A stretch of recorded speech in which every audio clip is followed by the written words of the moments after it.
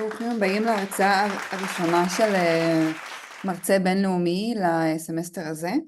אז אנחנו מתעסקים עם נושא שנקרא Regeneration, ויש לנו פה איתנו את פלוריאן, שהוא הקים חברה שנקראת Regenerative Time Lab, שזה נושא מאוד מאוד מעניין ומאוד חשוב לעתיד של המקצוע ולעתיד של כדור הארץ בכלל.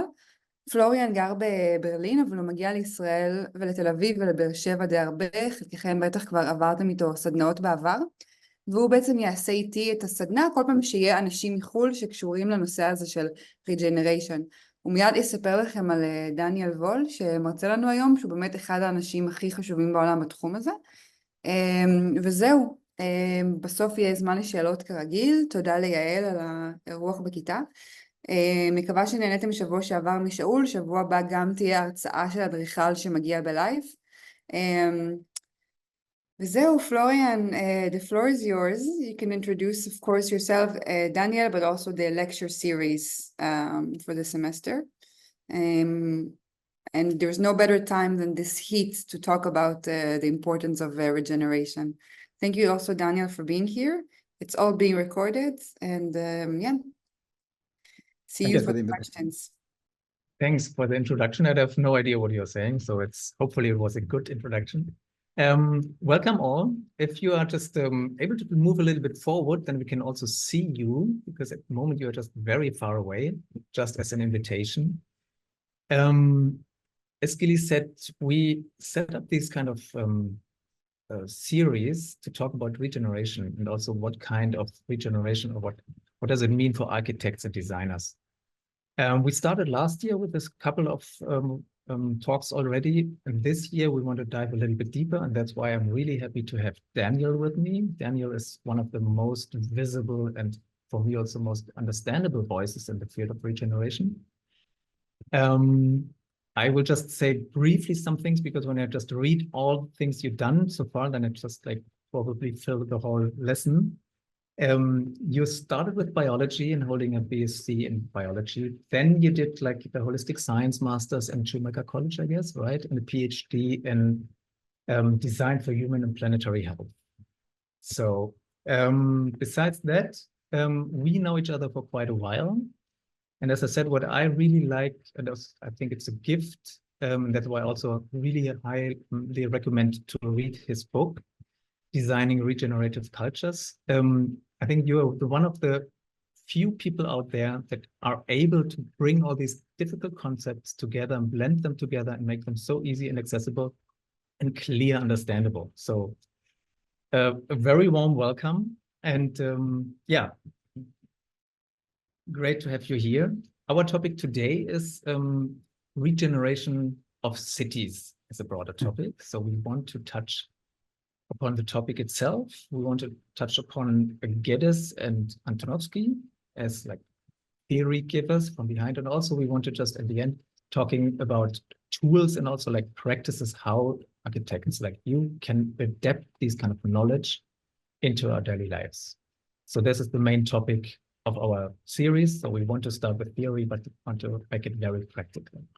So Daniel, before we start with the interview itself, maybe you just want to say some words about yourself. Why or what brought you to regeneration in the first place? Hello, everybody. Yeah, I can't, because you're in the back rows, I only see very tiny little human beings, but I guess you see me bigger, so that's fine.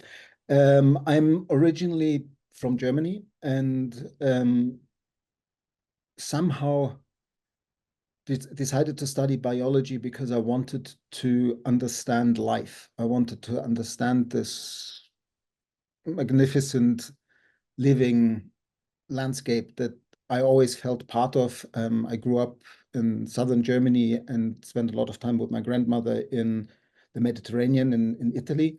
And so these two anchor points in my childhood really connected me with the mountains and the sea and with life itself. And so when I then became a scientist, I felt that the way science was practiced in the 1990s I was a behavioral biologist studying whales and dolphins, was so focused on only what's statistically significant and expressible in a p-value can be written up in a scientific paper, and therefore it was easy to spend 6 months observing animals, getting a lot of understanding, but what you could actually express was just a facet of that. And so I left science because the reductionist method just seemed wanting to me, and then became a scuba diving instructor. And then afterwards discovered that Schumacher College had this master's in holistic science. And so that really connected me with all the holistic theories in complexity science and earth systems science, in deep ecology, that were trying to understand the world as a transforming whole rather than just cutting it apart into different disciplines. And I guess that's what ultimately is at the core of regeneration. Regeneration is a core process of life. It's happening in every cell of your body right now. Every bone in your body has completely regenerated itself over the last 7 years. And you, as you're sitting there, are not just human beings, but you're actually an ecosystem of lots of beings. The microflora on your skin, in your gut, in your mouth is a vibrant, dynamic ecosystem. And so this process of regeneration is part of every aspect at every scale of life, from the individual cell to a human being, to a family, a community, an ecosystem, a biome, or the whole biosphere. And the key thing of how do we fit back into that nestedness, and how do we become active participants in that process of regeneration again? That's really what's been driving me professionally since I did my PhD in design for human planetary health. And for me, health is actually what we're trying to sustain when we're talking about sustainability. And regeneration and resilience are aspects of health. But we can go into that a bit later in more depth. Thank you so much. So already answered a few questions I already had about your take on regeneration. Before we just dive deeper a little bit, just for you all, I just share my screen that, we have a mirror board that you will get access to afterwards. There you can see also literature from Daniel, text where you can dive deeper, and also some takeaways from the lesson today, and also some of the things we might tap into. I will just use it once in a while to just have something visual. For example, this one, I think when my first take on, because it's still kind of difficult to grasp regeneration, you just put life in the center, and also there's this kind of the way of how we organize ourselves as systems. What I found very helpful with these kind of graph, I think it's also in your book, that talking like, where's the difference between sustainability and regeneration, saying that sustainability is just saying do no more harm, and regeneration is also giving something back. And also trying to also not only avoid further damage, but also just taking some of the bad things away. Yeah, although the interesting thing about this graphic is that it's clear and really helpful to make people understand to a certain point, but it also has a couple of traps in it, in terms of inviting people into a thinking that is sort of sustainability bad, regeneration good.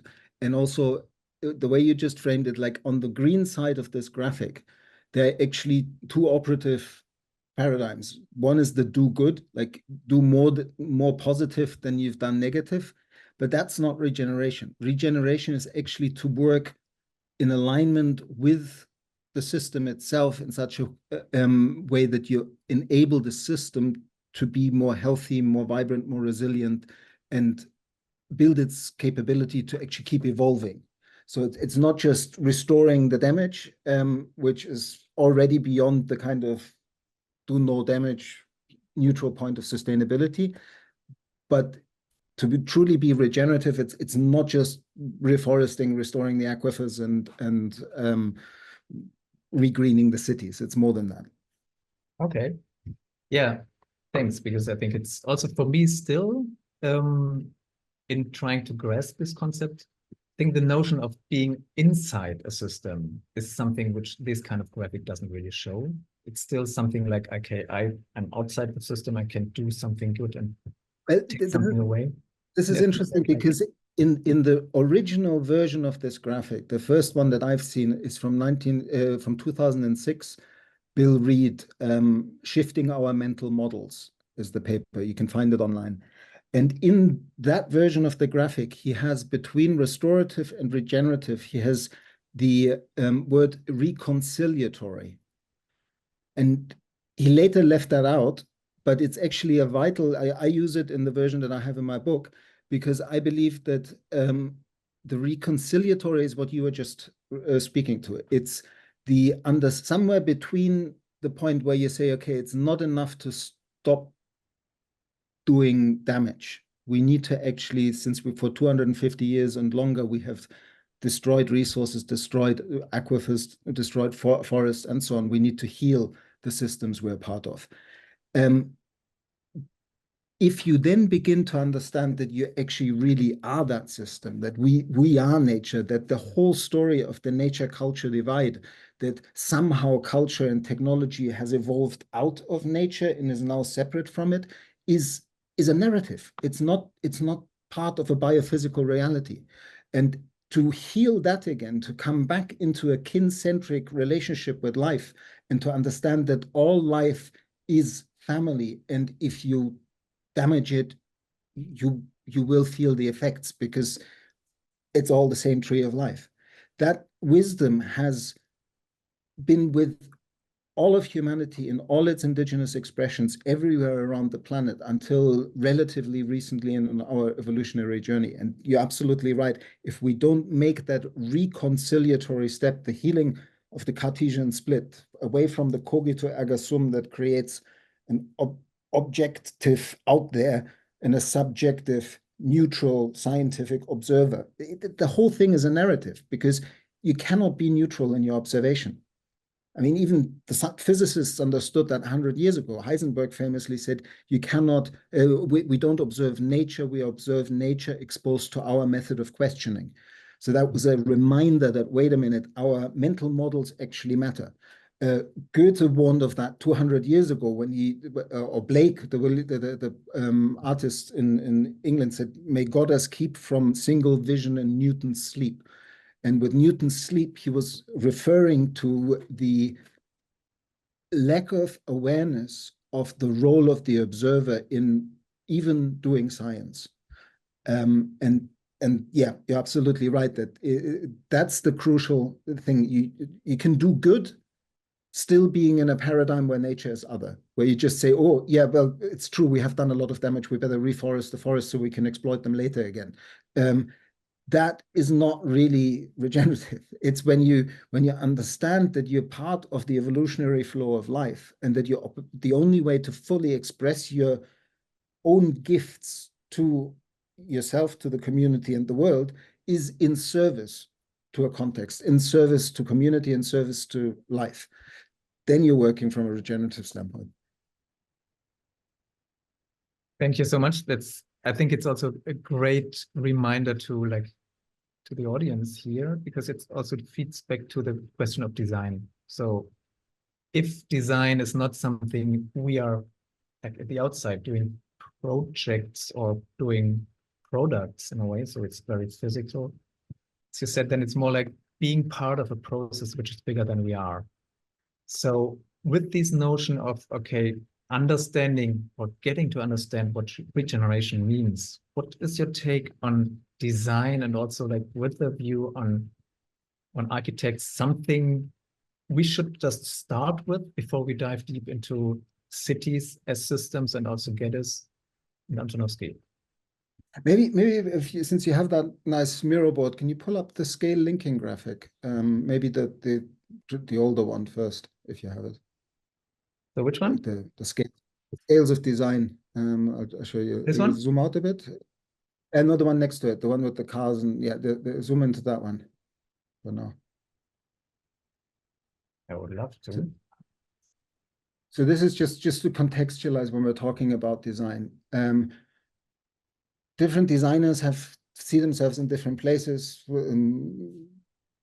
Communications designer, interactions designer, transition designers, whatever. There's so many academic fancy names for different streams of design. But I found when I did my PhD on design for human and planetary health in 2006, I used an expanded version of the scales of design that Janice Birkeland proposed in a book called, I think it's called Ecological Design, which is basically green chemistry, the materials we use, the products, the architecture, community design, industrial ecology, how we build the methods of production and consumption, urban planning, how the city sits in the wider context by regional planning, and then ultimately everything beyond that, national organizations and international organizations should just be subsidiary to bioregions being able to meet their needs within their context.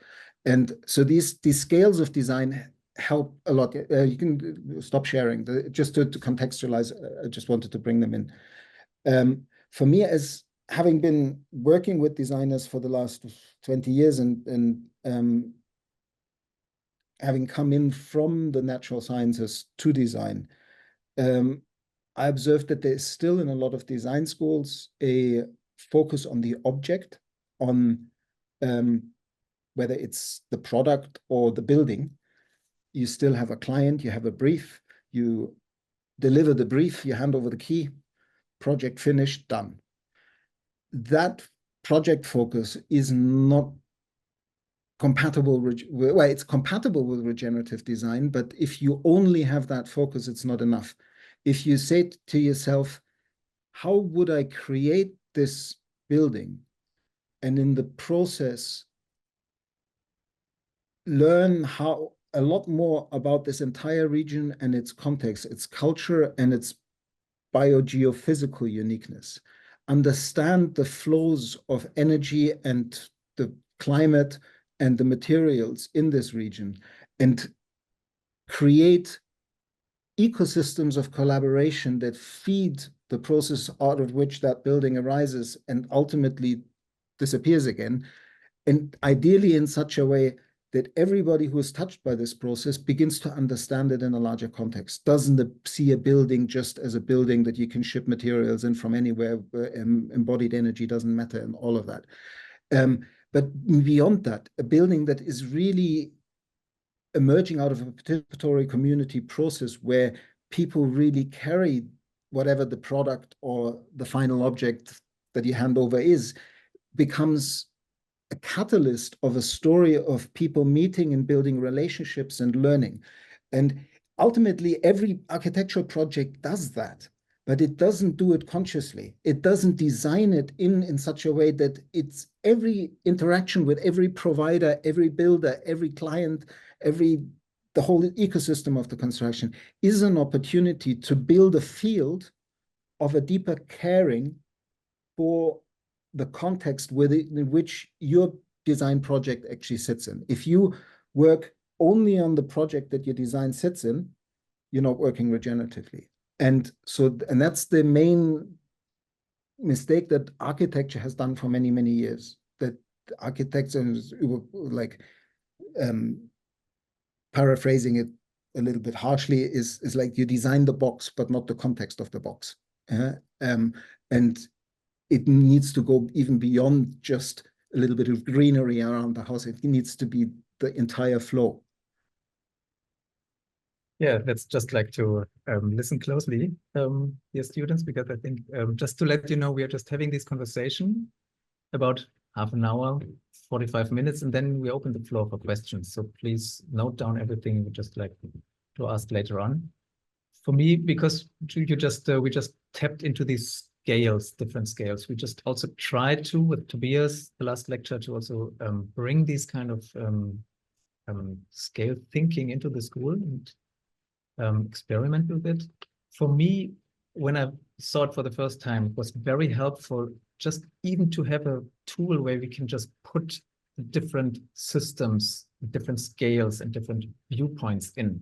Even if it's not really saying we are responsible for everything, just to have this kind of tool framework, how these kind of things are coming together. For me, it was really like an eye-opener, I would say.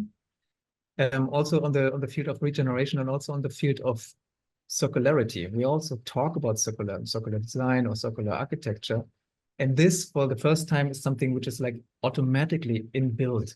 Because when you start with a very fabric, like the green chemistry, as you said, and just going the whole way up over the community and also the bioregion, then you just start thinking, at least it was in my case, as you said, not only as the box, this is my responsibility, everything else it doesn't really matter, but to say, okay, there's so much more needed, and it's so connected, everything from the start while planning until what is the end of it. So how can we just bring it back into the cycle if there's like an end of the cycle of the building itself?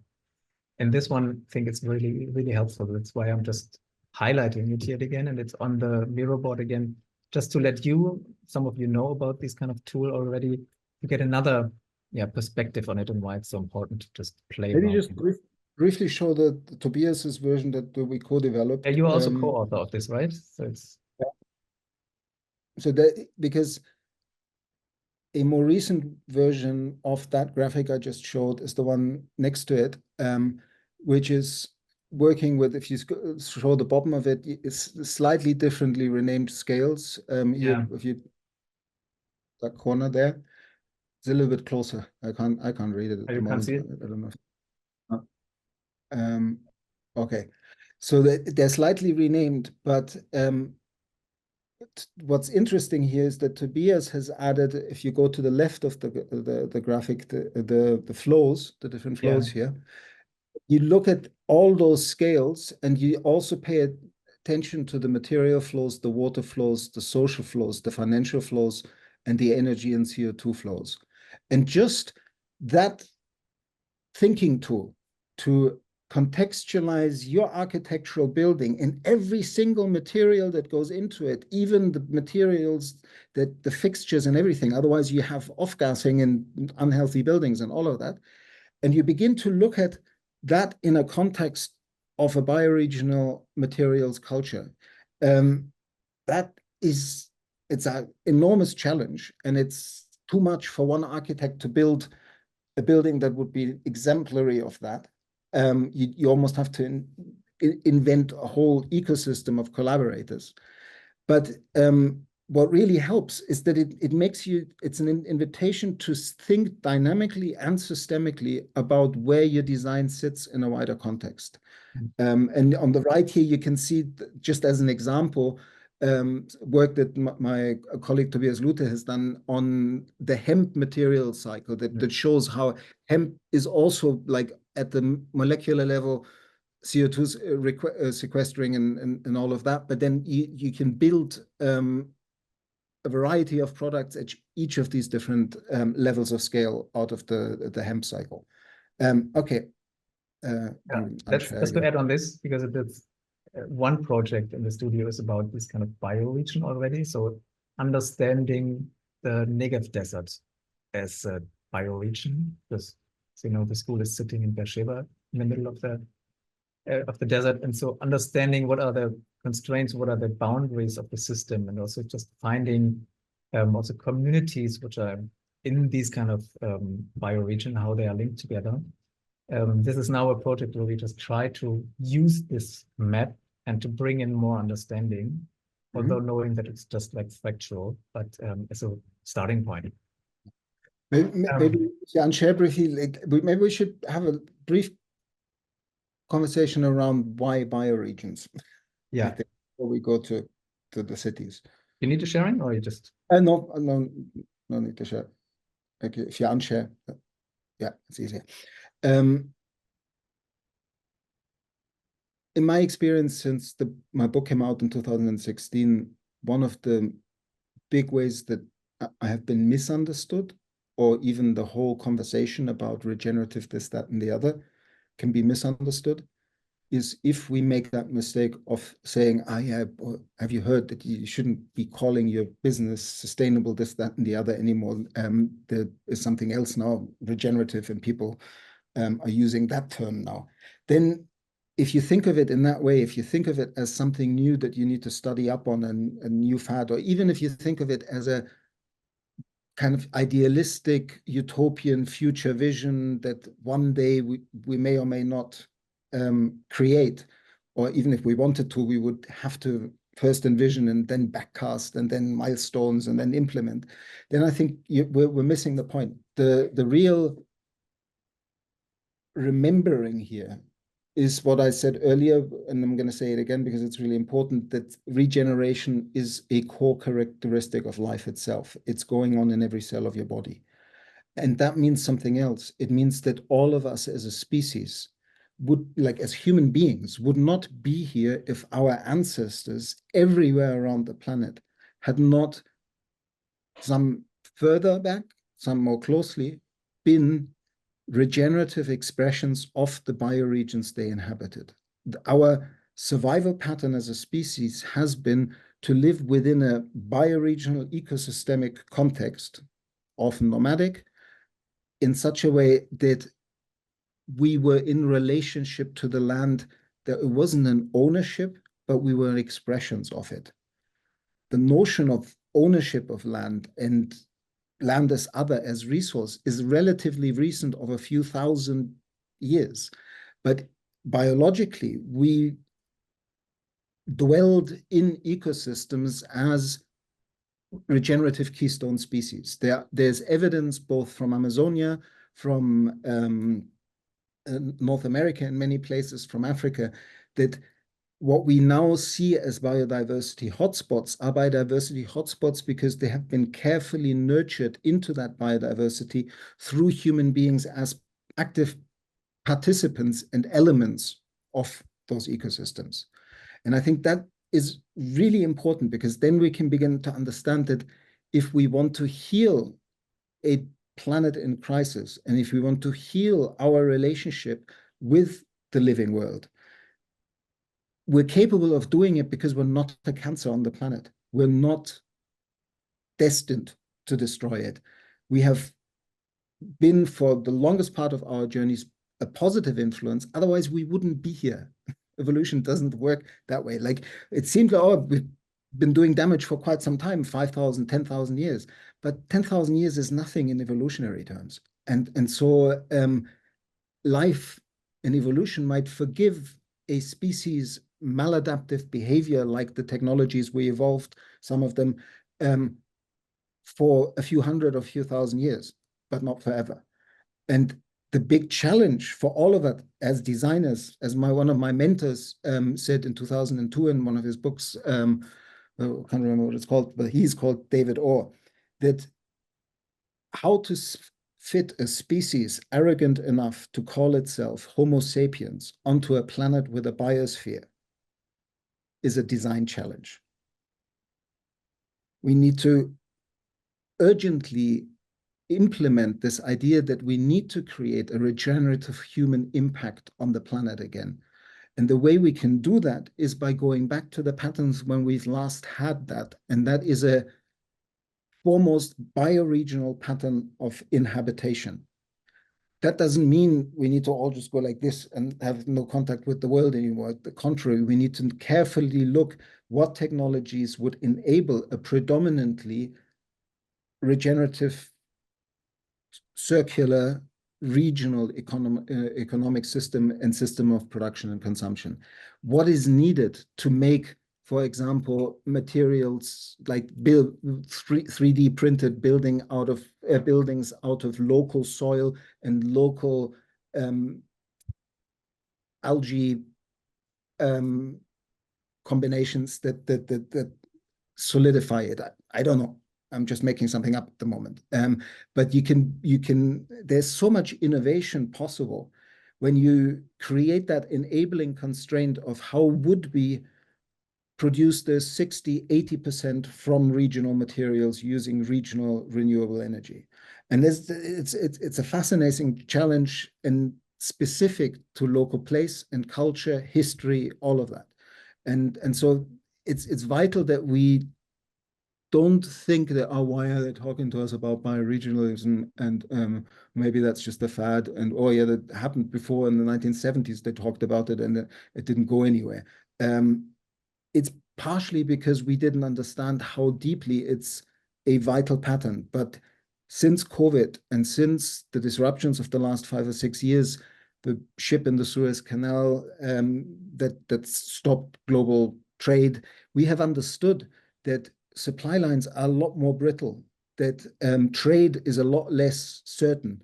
And the whole understanding that if we want to, in a brittle, climate changing, volatile world, build community resilience, we need to re-regionalize production and consumption and build that community resilience through vibrant regional economies that cannot be destructive of the local environment. They have to be healing and abundance generating in the local environment. Anyway, that's my spiel on bioregionalism. So it's very interesting for me. It's also like trying to compare with a regular view of a designer, also an architect, saying like coming from a modernist perspective, saying that we are just trying to figure out what is the best like aesthetics for a while, or finding also a language for everyone. I think these kind of going back, and also as you beautiful put out that we are just kind of via DNA part of our bioregion, and it's not something we are just outside. So it's like running through. It also comes back to these kind of bringing us back again into something bigger than us, and also not just looking for something which is competing all over the world, looking like today, buildings all over the world looking the same concrete, the same glass, and to go back and say, what is possible from our history and also from the material that we have, and going back to this, because that's probably also more enchanting in a way, because then it's more, coming to the things we already know and also are proud of when we're just looking back, or going to the places like Venice. It's not a place which is like generative, so it's a very special place.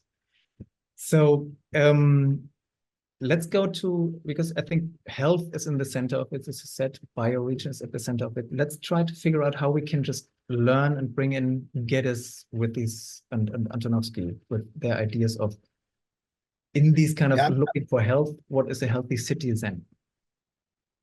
I'm keen to, because I can't see anybody very well, so I don't know whether we're boring people or whether we're entertaining people. I can't see it either, so. So it's a little bit difficult to, I feel I would like to hear the voices of the students a bit, but maybe we'll just briefly talk about these two people, and then we'll see whether there's some interaction possible.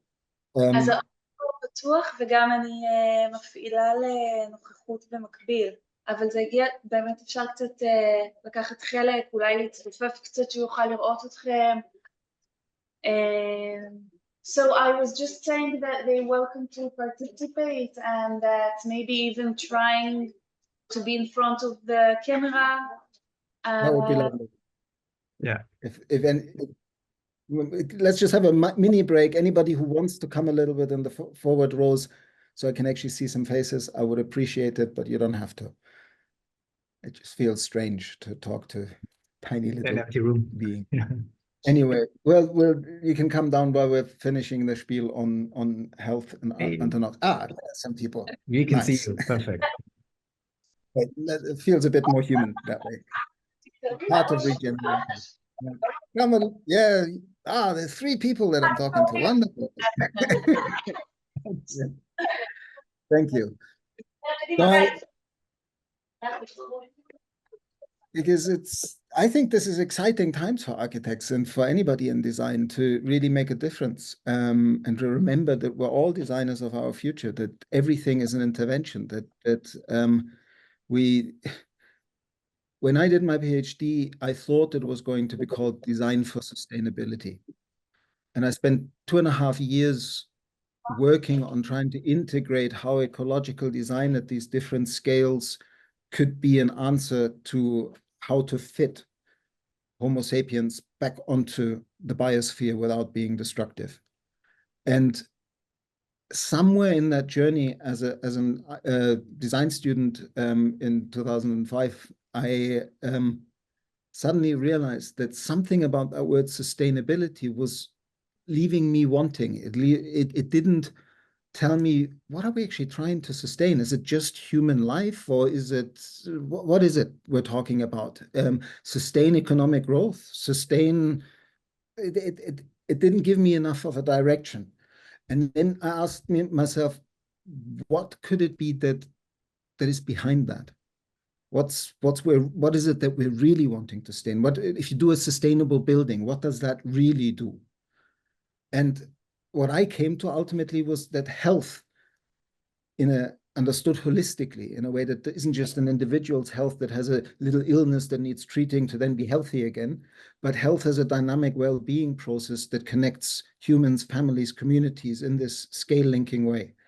And I came across, through my PhD supervisor, who was brilliant. He was just very leading from behind, and he would just put books on my desk and see what I would do with them, whether I would put them back on the shelf or actually take them and read.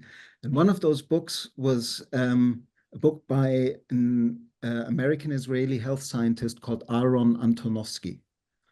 And Aaron Antonovsky wrote a book, I think in 1979, called Health, Stress, and Coping, in which he summarized years of research of how people managed to become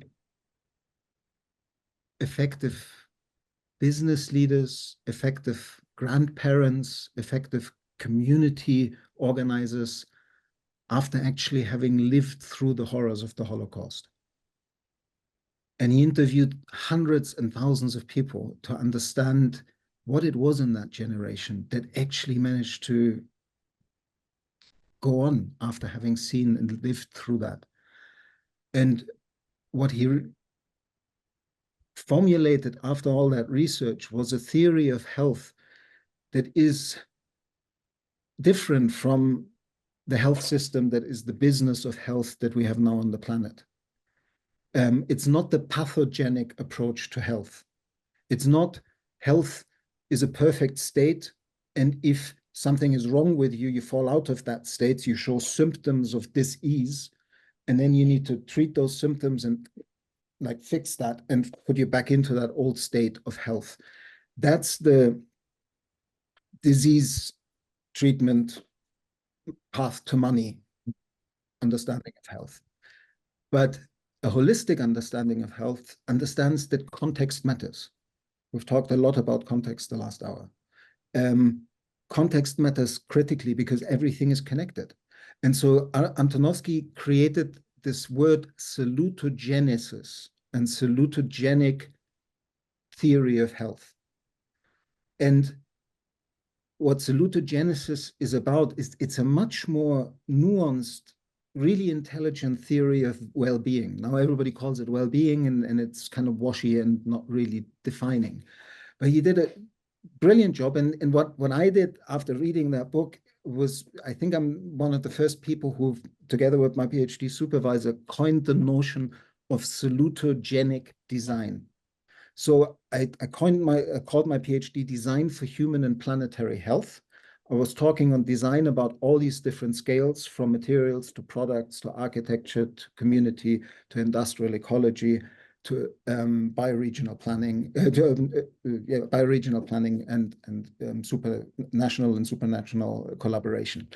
And at the heart of it, I was exploring how would we heal, how we do design at all these scales. And so I was working with the flows. I looked at water, energy, and so on.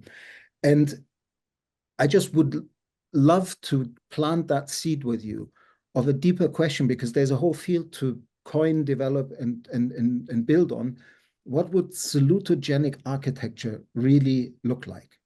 Like, how would you, not just what would a healthy building look like, but what would be an architecture that heals communities? Because coming back to Antonovsky, really important. What Antonovsky found out from his research was that what he called a sense of coherence feeling embedded in a context of meaning, a story of a people, a story of a place, a story of people who fit into the place. And it doesn't have to be, this is our place and nobody else can be here, but all the stories coming together and how diverse cohesion is created. So people really feel that there's belonging. Those are the core factors for people to be able to live through stressful life and heavy disruption, but still do the unthinkable, get up and move forward positively. And so how would we create salutogenic architecture? And the other person that Florian invited us to bring in is even further back. I did my PhD at the Duncan of Jordanson School of Art and Design in Scotland.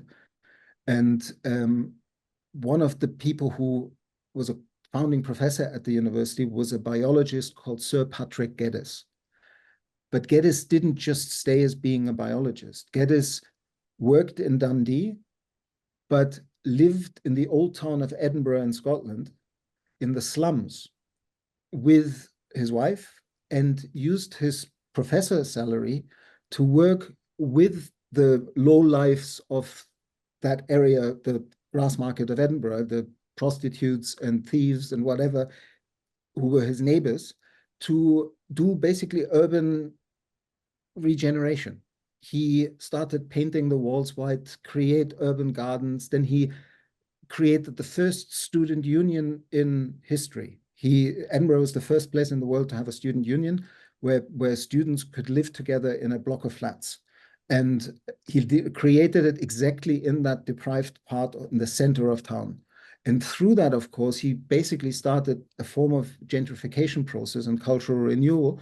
And Geddes ultimately became, he understood how to heal cities and how to build stories. He was part of what was called the Celtic Revival. He brought artists and poets together to explore the lore of Scotland, the land, the myths of Scotland, and bring it back into people's awareness, to root them back in the landscape. Then he created something which was called the Valley section, which is very similar to the graphic I showed you with the scales of design, where it's basically from the mountains to the sea, and you have the city in the middle. And basically it helps you from the times of 100 years ago, the mines and the mountains bring the ore to the city, the river being a key artery, the forest providing the charcoal that is burned in the city. And so he basically created a contextual map that began to look at the city in its wider bioregional context, from the mountains to the sea, in its watershed. And then he did even more than that. He began to look at different layers of the land, flora, fauna, and so on. And just brief, rapid history of architectural design or urban planning. Geddes was a key influence on Louis Mumford, who was one of the great American city theorists. And Louis Mumford was a great influence of Ian L. McHarg, who was a very important landscape architecture, who wrote a beautiful book called Design with Nature in the 1970s.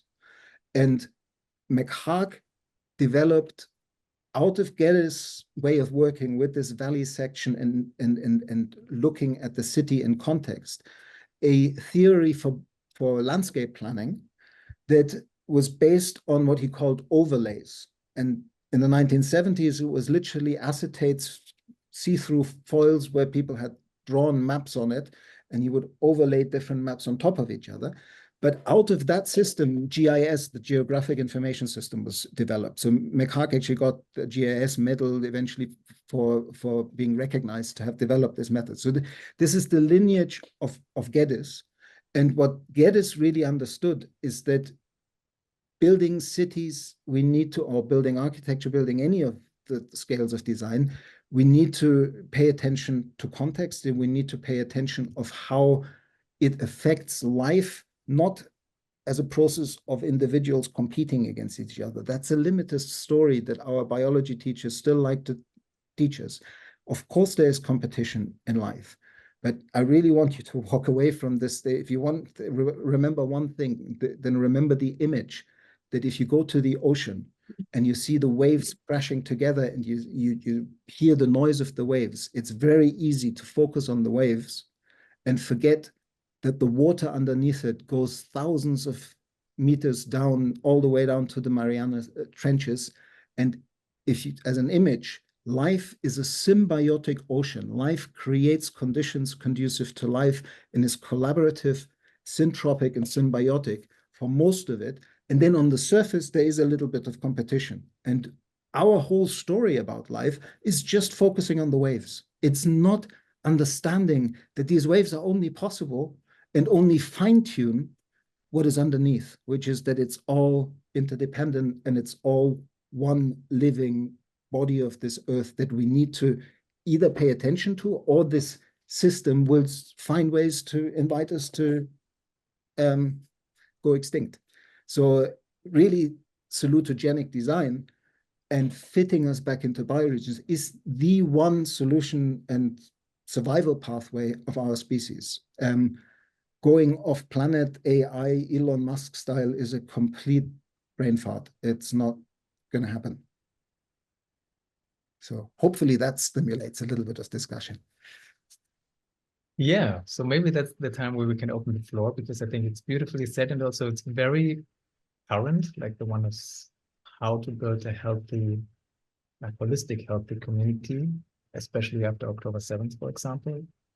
And also GETUS, because it's like next year is 100 years of GETUS plan in Tel Aviv. So it's everything connected to you also. So I would just encourage you to just, let's open the floor and start a discussion. Raise your questions that we don't have like this. Yeah, it's more like a dialogue then. Or critiques. I'm also happy to. Or critiques, yeah. Anybody? I have a question. Can you hear me? Yeah, very well. So thank you. You talked about how to combine the humans and nature together, and you talked about how humans can benefit the nature and make it work together better. But I'm thinking about the desert, because we are living right now in the desert, and our school is in the desert. And I don't know how we can do that the same way that people do that in more like regular areas. Like if you need, if in some projects people take down trees, so you can put new trees back. But what can you do in the desert, because it's all sand and dust? Like how you can return back to the nature so it could work together better after you build something. Well, I mean, of course, I've never been to Israel, but I know that you're actually expert in greening the desert, but using fossil water in the process of doing it. There are lots of places where people have experimented in very arid environments. Actually, one of the founding members of the Regenesis group, which is one group of people that work with regenerative design and development in the States, Joel Glansberg and Ben Haggart was actually part of it too. Those two created the first arid and desert climate permaculture institute in Taos, New Mexico. And the high altitude desert of Taos, New Mexico is actually really quite dry. And much closer to home, kibbutz. Huh? What's the names that you said? The people are called Joel Glansberg and Bill Reed from Regenesis Group. And this is a long time ago when they created the dryland. I think it was called the Dryland Institute Permaculture Center. But this was in the 1980s. Much closer to where you are, you have Kibbutz Lotan. I don't know if you visited them. Has anybody heard of Kibbutz Lotan? What kibbutz Lotan? No? Yeah, have you heard of them? Yes, Lotan זה בערבה. It's in your part of the world. I've not been there, but I'm part of the Global Eco-Village Network. And Kibbutz Lotan has been part of the educational side of the Global Eco-Village Network, teaching some of the dryland permaculture techniques through Gaia Education and through the Global Eco-Village Network. And they are, I believe they're in the Negev. I can find out and send the contact to Florian. But they've built buildings, they've done permaculture. I mean, it is, of course, it's an extreme environment, and the population that a desert ecosystem can regeneratively sustain is, of course, less than a more productive ecosystem. But another person to maybe look at is Jeff Lawton. There are many places on the planet that are deserts now that don't have to be deserts. There are certain places that from the geographic location right now, it will be very different to green them. But there are very big projects in the Sinai, there are projects south of the Sahel, the Green Wall of Africa. There's a whole group of people called the Rainmakers, if you look them up. If you look at the Dutch foundation called Common Land, they have projects in different parts of the world using something called the 4 return strategy to re-green landscape at the landscape scale. So there, for example, there's a very interesting project worth looking at because the climate is not so different from where you are.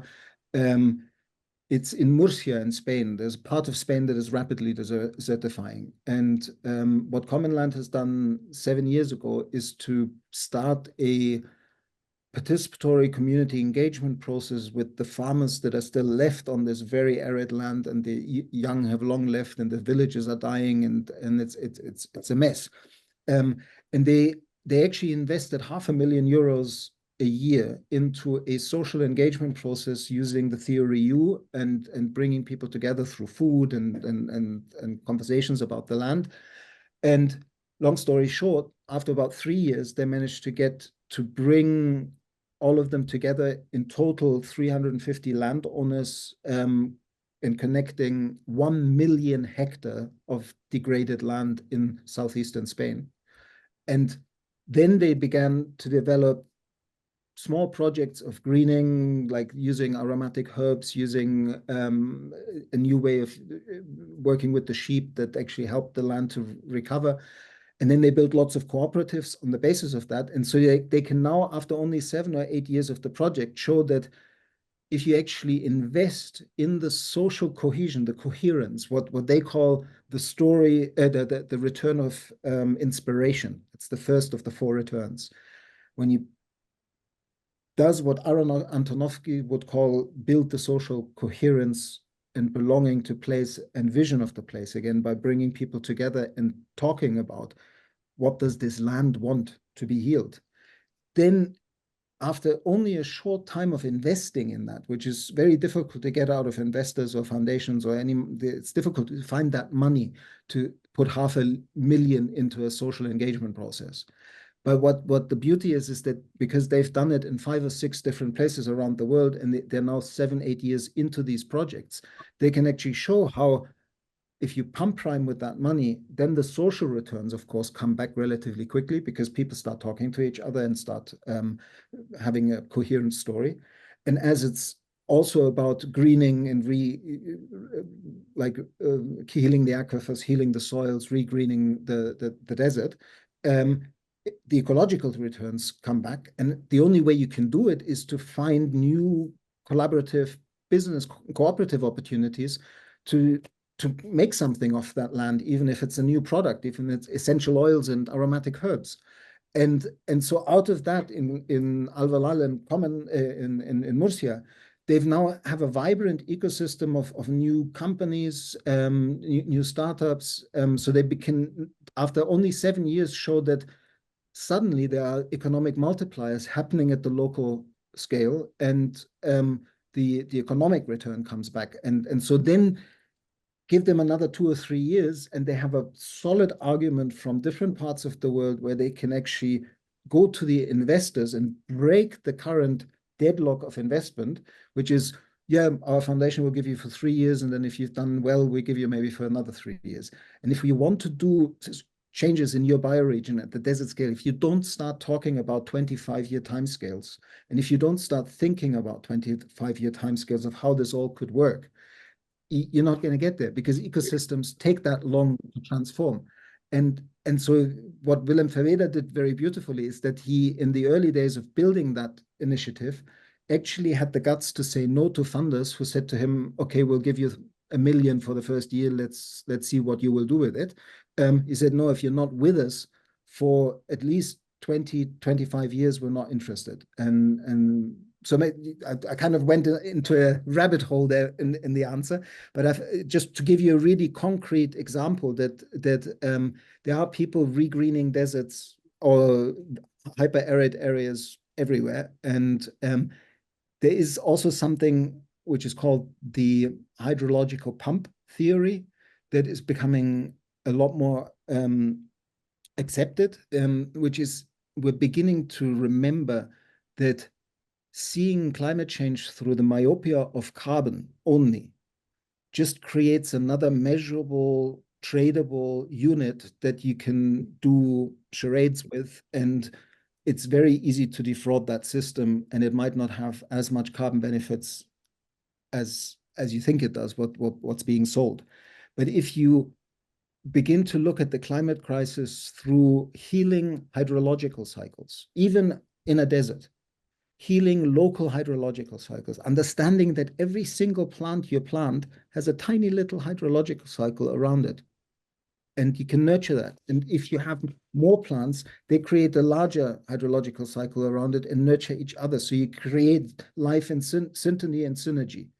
And that's how you can with a lot more intensiveness, but you can regreen deserts, and that's what's beginning to happen. Like another example, if you want to wonderful before and after pictures that to convince people, look up the pictures of the Loess Plateau, Loess, Loess Plateau in China. On the Loess Plateau in the early 1990s, I think, the Chinese government, with the World Bank money, put a huge project in motion where they started to regenerate terrace and replant a completely eroded arid mountain desert. And only 14 years later, you see the same kind of landscape, but it's green, lush with trees in it. And over kilometers, square kilometers, a large area. So it is possible, but it's not an individual project. It has to be a collective project. That also maybe just to like bring some context in, as you said before, like we're also encourage you to think as designers not only of buildings, also of how can the role of an architect be in a system, like an ecosystem, as you said, and also pointed out with the examples you just said, but also within the architecture field. I think looking back into your history, what has been built there, because it's a scarce area, that's clear, but you do have clay probably, you might have stone. So there might be also an opportunity to look back, what did they do like thousands of years ago, what kind of material they used, and to figure out how could you use material you have plenty of. So just to not... Just simple techniques, and you can find amazing techniques in the past. Like, for example, for your area, look at the Iranian wind towers. All over Iran, they have these buildings that have these wind towers that create a natural sort of termite ventilation. Termite mounds have the same system. If you have a building and you have 200 meters away from the building, 3 meters down a tunnel that draws in air, you can cool the building passively if you design the ducts right. I'm probably telling you something you already know. It's always I think they're difficult working on it, some of them. But so turbine ventilation is an example of that. And then what was the other thing that I was thinking of? In southern Spain, the Alhambra. I always was fascinated that they had these. If you walk into the Alhambra and you see these intricate sandstone carvings that are kind of the windows that you look through from the Sultan's room or whatever. On top of these sandstone carvings, there's a tiny little water conduct, and it humidifies the sandstone. Because the sandstone is porous, it runs into the water, just humidifies it, and then every little gust of wind that blows through the holes in the sandstone captures a bit of the moisture, and you can get evaporation cooling. So it's a very simple, with not a huge amount of water, passive cooling technique. And there's so much to be found in indigenous vernacular architecture that could actually be meaningfully brought into a modern living environment. Anyway, what do you think? Anybody else? Daring to ask a question. So go on. Yeah. I have one actually. This question was actually thrown towards Florian. So I'll ask this to you, Daniel. You talked about methods of working ecologically and how to cool down everything. You guys talked about the material in Germany, Florian. The one you showed us was a hemp, I think. I was wondering if, other than rammed earth, you guys have any other like tested materials that can lift the idea of ecological use that isn't harming nature, but you can still use for building that isn't hemp? Something that's tested already within as well.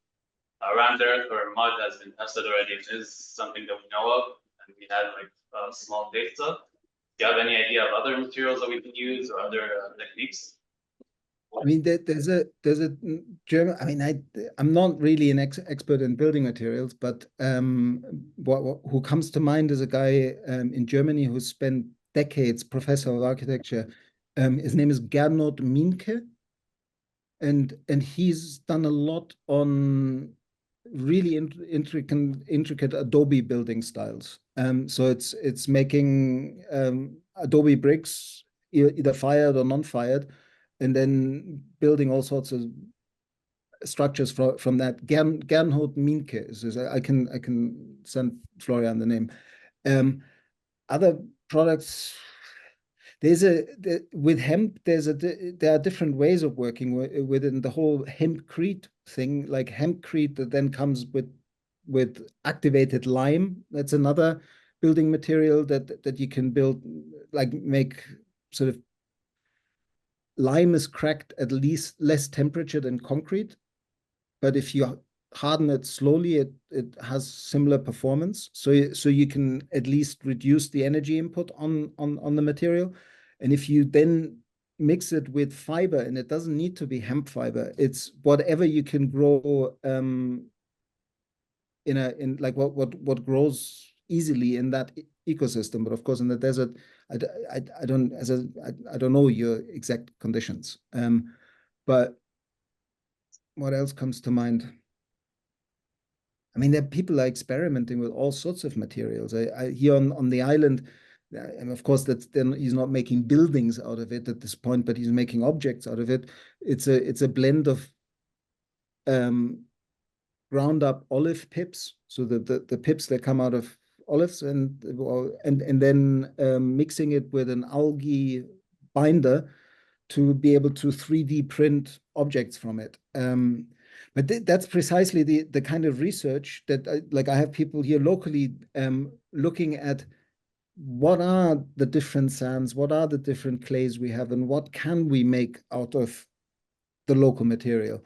So that's part of the innovation and the research to see. I mean, do you have any, like, do palm trees grow? They have very long fibers. You can probably find ways of pressing them and sucking the moisture out that makes them very long lasting. There's somebody who's done that with bamboo and with wood. I don't know. Does that ring a bell? Have you looked into that?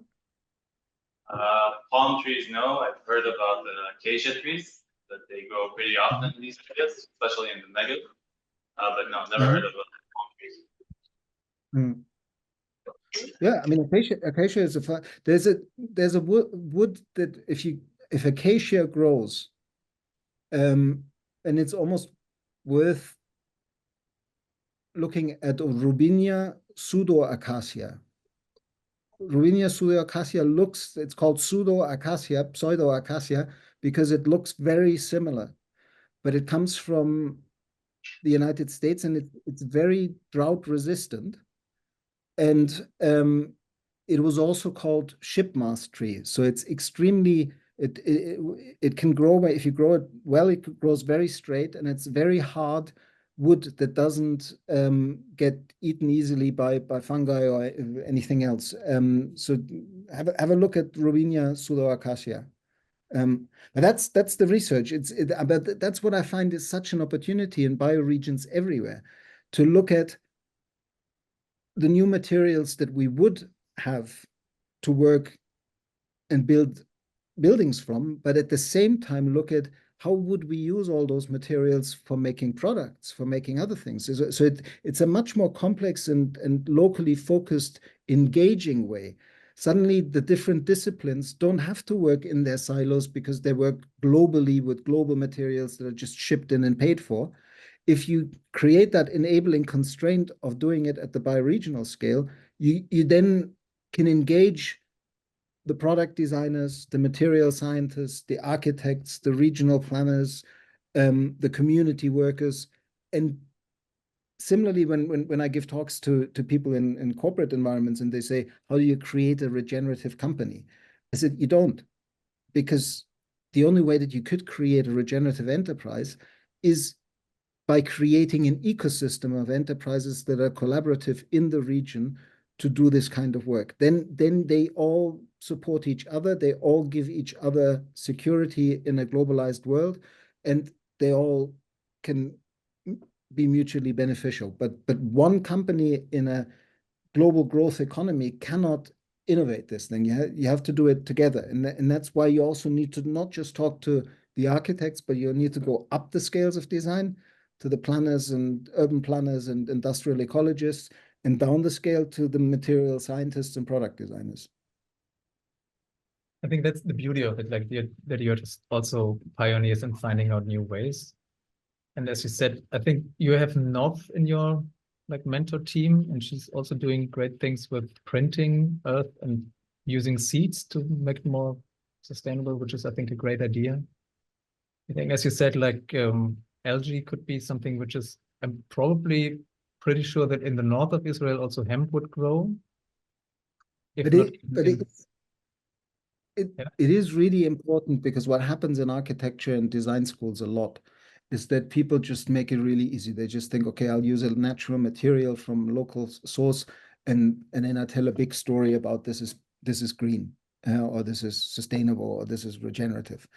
But if you don't think of it more of how does it actually regenerate soil, how does it capture carbon, how does it heal the local hydrological cycle, and also with the surplus create enough material to build a building, it becomes much more of a integrative story, and it needs to be told in that way, because then it becomes regenerative, because it makes people understand these connections again and understand their own dependence on the hydrological cycle. Yeah, do have a look at the group Rainmakers, and maybe the other person like Jeff Lawton has done a lot of work on arid climate, desert permaculture in where is he? Jordan, I think. So climate also very similar to yours. And yeah, so that it's not like there aren't techniques, but the people who most know your context would be the people from Kibbutz Lotan. That's definitely worth a visit. And I'll introduce Florian to somebody who runs it. Yeah, that would be great. And also just to point out to our series here, we will probably have in the end an architect who's also doing like permaculture and architecture together and trying to bridge our food and food waste and how to grow material. That would also be very interesting, but it's coming in one another lecture. Just a couple of resources to maybe note down for those of you who are still there. One is, if you don't know of the Living Building Institute or the Living Futures Institute, and an architect called Jason McLennan, it's really worth looking at it. If you Google Jason McLennan Living Building Challenge, the Living Building Challenge PDF, then you can probably find documents from about 5, 6, 7, 8 years ago, where they started to develop much beyond LEED and BREEAM and all these building ratios. They developed a kind of theory for architecture that is contextual, that looks at the place with this, what they call the Living Building Challenge. And while it has its own limitations, it's a great framework to use. So I would have a look at that. What else comes to mind? Anyway, any more questions? Any way I can help you in the next 10 minutes or so?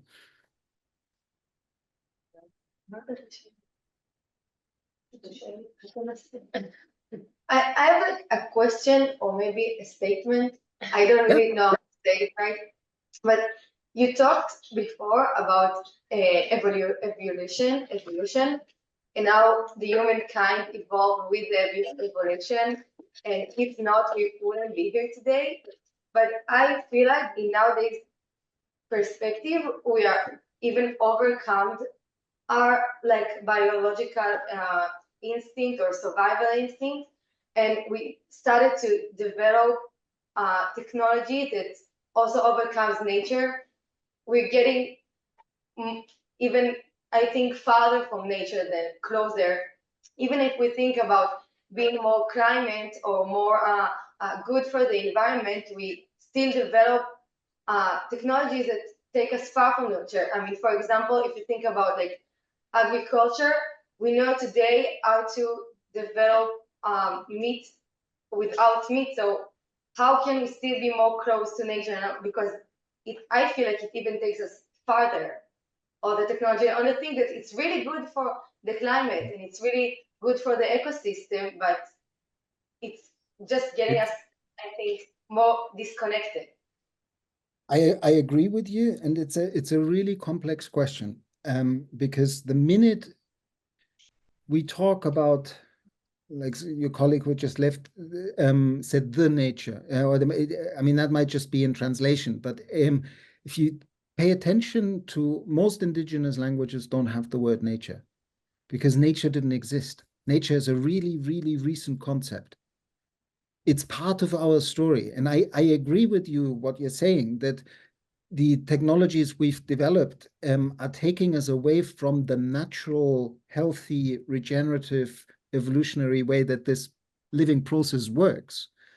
But the story of calling this the Anthropocene is human hubris again. It's saying, oh, we are now, yes, we are a geological force. We really changed the course of life on this planet in a drastic way. But the easy way of, if anybody says to you, I'm not nature, that's silly. That's some green hippie who's saying that. Just invite them to hold their breath 9 minutes. And if they're still there afterwards, they can say that they're not nature. They're breathing oxygen. They have a metabolism. They're a living being. Every single, like every cell of your body has atoms in it that were born in supernovas in the galaxy out there. It's all fundamentally interconnected. And when I say nature, I mean that larger contextual transforming process. And the tricky bit there is, and this is really interesting, and for those of you who are still there, is ultimately, if we don't see nature everywhere, we don't see her anywhere in the right light. Goethe, the German poet, scientist, said that 200 years ago. And if you really sit with that as a meditation almost, in the worst place you could possibly imagine, surrounded by skyscrapers and noisy cars and stinky fumes, and you say, if you don't see nature everywhere, you see her nowhere in the right light. And you sit in the middle of that city and you say, is this nature? And then you can say, well, maybe yes, it is, but it is a maladaptive expression of nature of one species that is telling itself a mistaken narrative, that it can outgrow and overcome the basis of its being. And really, there are people that we call primitive on the planet, like the Kogis or the Hopis, that with compassion, but with tears in their eyes, laugh that we're so stupid, so ridiculously arrogant that we can actually believe that Singularity University and Ray Kurzweil and Hans Moravec at MIT are teaching brilliant young students that they are the last carbon-based life form, and soon we will be able to download consciousness onto a microchip and insert it into a bionic body, and then we will all live forever. That is the perversion of that worldview that made me leave biology, to make a tie to the beginning of the conversation. It's the story that says that somehow through technology we have evolved out of nature. And the only way we can heal that is to say, no, technology is also part of nature. But not every technology is adaptive. Not every technology is salutogenic. These technologies are not only pathogenic, they are destructive. And right now we're running into the use of things like ChatGPT and AI, again with this self-destructive narrative. That's just how life works. That's where we are now at, and it's all going that way.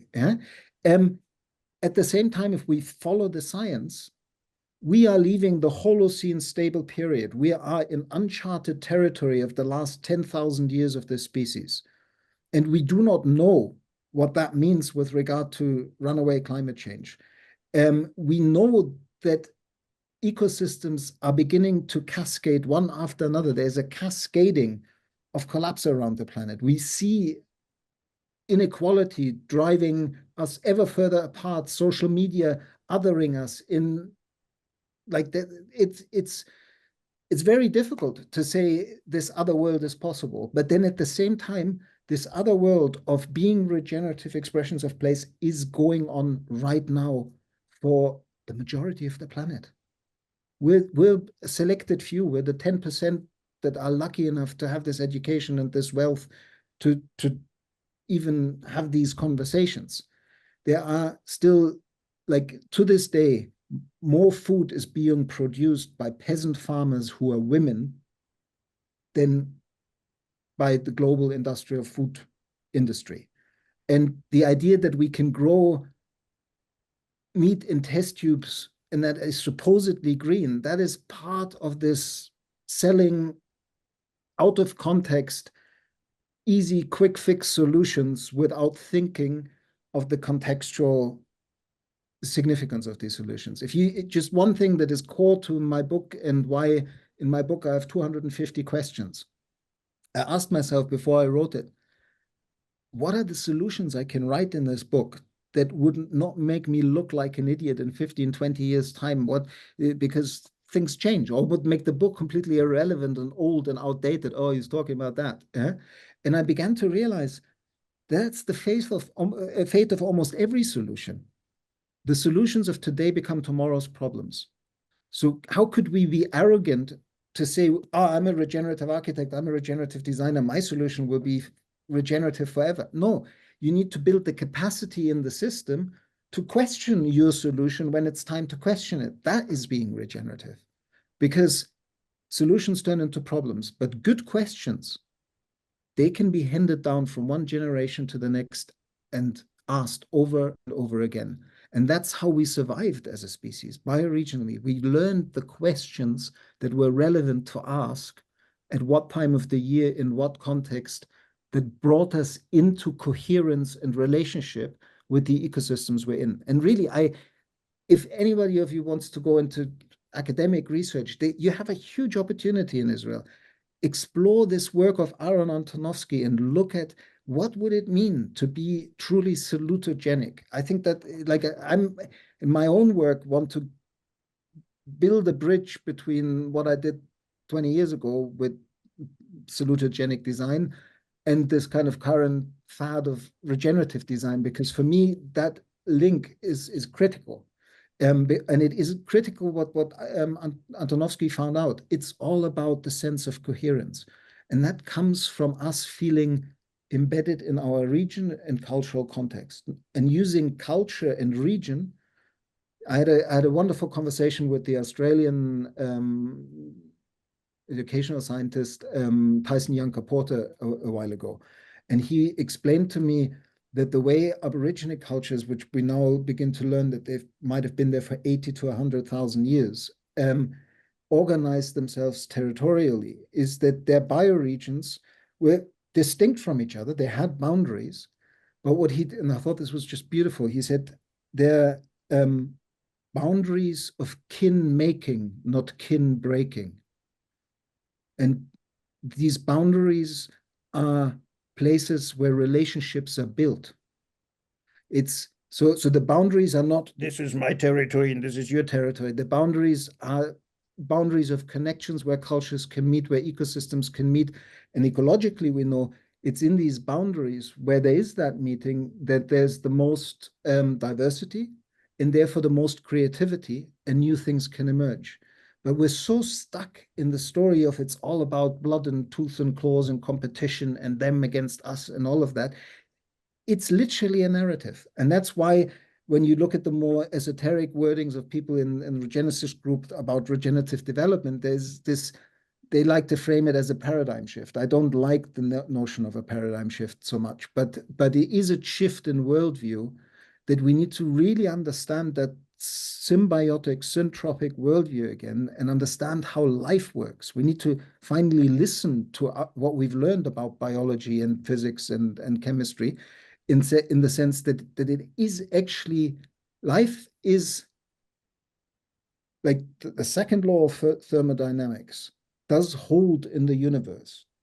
But on a planet, there is something called syntropy. It's not entropy, everything is going towards entropy. There's something that works against entropy, that makes things more complex, more ordered, more coherent, more integrated and whole. And that something is called life. And to do design well and architecture well is to fit into this syntropic process. Anyway, it's a philosophical answer to your question, but I believe that it is at the heart of what we need to change. If we don't understand that technology is something that is just part of the living, transforming whole that is nature, and we need to have a nuanced conversation of which technologies are truly salutogenic, which technologies really create health and well-being, and what kind of technology use and how ubiquitous technology use creates health and well-being. We're all like on our mobiles. And what does that actually do to us? If we frame it in a salutogenic way, we might, and this is already beginning in many places, where people are beginning to buy phones that are non-smartphones and consciously choose tools because they change themselves. I'll leave you with one sentence by a famous designer who's actually one of the first designers who used the term design and regeneration in the same sentence, Buckminster Fuller. Buckminster Fuller said something that for me is really... it's one of my favorite Buckminster Fuller quotes is this one. If you want to change the way people think, don't tell them what to think. Give them a tool, the use of which will change the way they think. It's really powerful. It, on the one hand, like if you think of that with regard to the tools, the apps, the phones, the computers, everything that you use as a tool, how is it changing the way you think and the way you work? Like, what does ChatGPT do to your ability to write a sentence that actually touches people in the heart? And how does it edit out all qualities, all nuances of human feelings, all the things that make prose great, that isn't ChatGPT and Pablo Neruda will never meet. And for me, that's a really powerful reflection of how does technology change us? And then the same sentence, as an architect, how would you build a building and build it in a way that it would fundamentally transform the way people think about architecture, about how they belong to place, how they belong to each other, how this whole thing is interrelated, what technology is, what nature is, what culture is. How would you make an architecture project such a beautiful, community-engaged, artistic, vibrant project that everybody who got touched by it would have that deep reflection about who am I, how am I related, how am I obliged, how can I be of service? Those are the core questions for humanity. And we can create designs that remind us of that. Thank you. You're welcome. Well, we are running out of time because now would be great to hear some of the examples. Which is it's so beautiful. What kind of things you have in mind when you talk about this kind of architecture? Maybe we can just deliver it afterwards with some links. Just like being mindful of time, and you also have long days, I guess. So maybe we just close the round now with a short wrap up, and then we send all the links, people, and maybe also some examples. Or is there some pressing question? Yes, please. Yes, thank you. Send us links. good. Perfect. You want to wrap Thanks it up in some last words, or is it something you want to just like leave the audience with? I tell you one story because you had a project on Buckminster Fuller. I had a friend who actually had the opportunity of seeing Buckminster Fuller once when he was already quite old in his, I don't know, 80s, I think, at a university in the States. And she told me this story, which is lovely, and it reminded me because it was a very similar lecture theater than the one that you're sitting in, like with these kind of big chairs going back. And he just started talking and talking and talking and talking and talking. And he often gave talks that were 3 hours long. And she said she sat there, and after about 2 hours, 80% of the students had left. And then he said, well, those of you who were meant to be here are now in the room. Can you come a bit closer? And then he started talking then for another hour and a half. I won't bore you another hour and a half, but it just sort of reminded me that we had a big audience, and now there's a group of 5 of you and a few in the back that are still there, and it's a nice Buckminster Fuller Bridge. I enjoyed it. Thank you very much. Thank you so much. Yeah, thanks here also for your patience. And yeah, we will just, as I said, we just send out the links and also the link to the Miro board. I just wanted to say thank you. And I think it's for me, but I was like a takeaway. It's like in general, it's like these, we always talk about, like when we talk about Nathaniel and also the students here, and what this kind of school, the NEGEV School of Architecture, could contribute to. It's like you're building architecture or using architecture as a vehicle of change. And I think this was a beautiful example of getting a notion, what does it actually mean or could mean, to think much broader, to be more critical, to also question yourself, trust your gut feeling as you say, okay, what about the technology? We're all just tapping into, everybody's about ChatGPT, and you get the feeling, oh, maybe it's just getting away from the core thing we call nature. All these kind of things, and also just bringing back the scales as a helpful tool to just navigate this kind of ongoing complexity and find a way how you as architects can drive this kind of change you want to see in the world, and not just stay away and say, okay, it's somebody else's domain. Because you are at a critical point, we are at a critical time. At the education you get and the place where you are I think there's so much to learn, so much to gain, and there's so much to give back to the world. So I'm really looking forward to what's coming out of these kind of things. Just happy that we have this kind of inspirational talk with you, Daniel. Thank you so much. Thank you. A wonderful time. Israel, come to Israel. Sorry? Come to Israel, Florian. I will. The next workshop is for Are you sure. coming to the studio? Sorry? Are you coming to the studio? Yes, that's the plan. I don't know when, but there will definitely. We have to work on the 8 scales, and that's all these kind of things with the discussions we have. It's just preparation for that. So we have to do the work. Yes. Thank Looking you. forward to you. Thank you for joining. Bye. Bye. Bye. Thank you, Daniel.